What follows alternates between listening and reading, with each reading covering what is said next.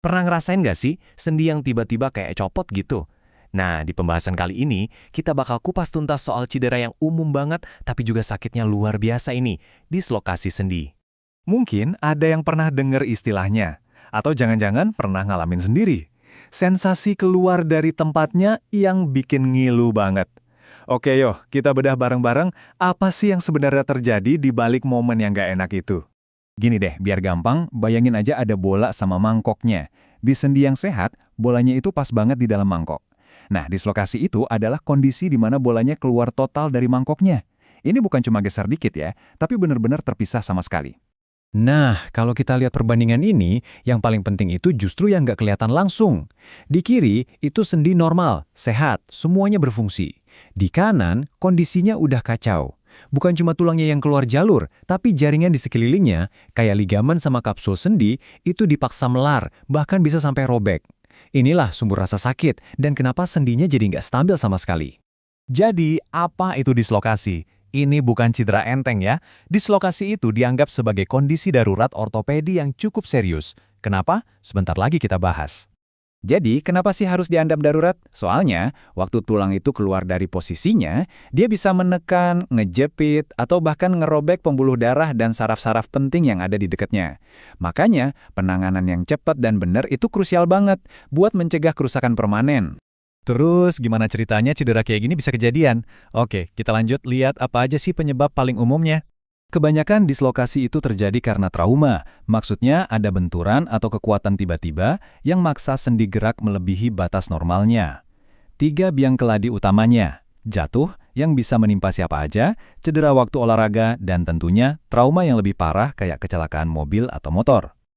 Sekarang, coba deh perhatiin angka ini. Ini lumayan bikin kaget kan? 58,8%. Itu artinya lebih dari setengah kasus dislokasi bahu pada orang dewasa, ternyata penyebabnya sesimpel jatuh. Ini nunjukin banget betapa rentannya sendi bahu kita, bahkan dalam aktivitas sehari-hari.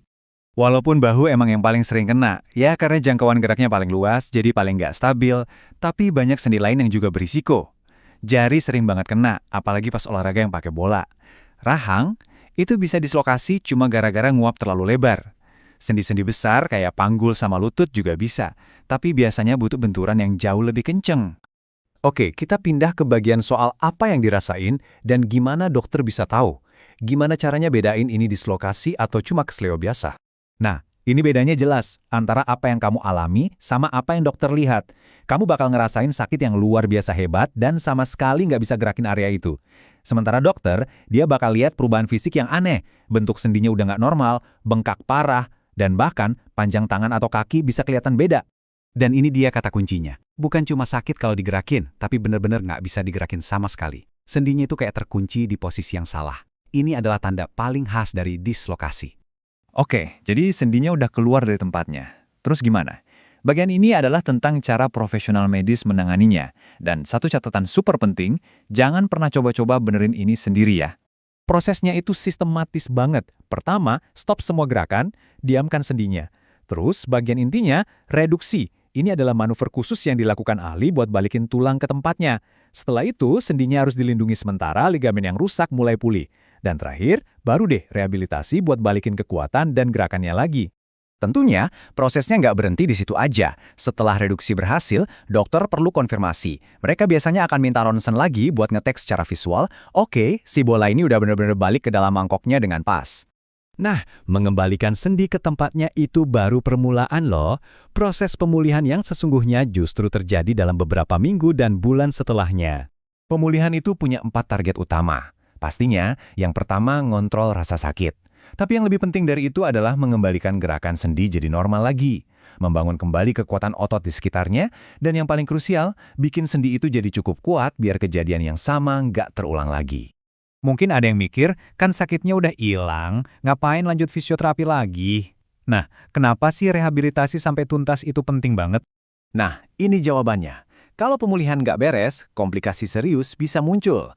Ligamen yang nggak sembuh sempurna bakal bikin sendi itu gampang banget copot lagi.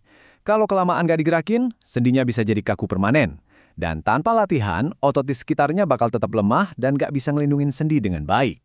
Jadi ini poin paling penting yang harus kita ingat. Sekali ligamen itu melar atau robek karena dislokasi, dia mungkin nggak akan pernah bisa sekencang dulu lagi. Inilah kenapa orang yang pernah kena dislokasi punya resiko jauh lebih tinggi untuk mengalaminya lagi di masa depan. Jadi, untuk penutup, ingat ini ya, dislokasi itu jauh lebih rumit dari sekedar tulang yang salah posisi. Ini adalah cedera yang ngetes seluruh sistem pendukung sendi kita, ligamen, kapsul, otot, sampai saraf. Makanya, pemulihannya juga harus merhatiin semua komponen itu biar tubuh kita bisa balik kuat dan stabil lagi.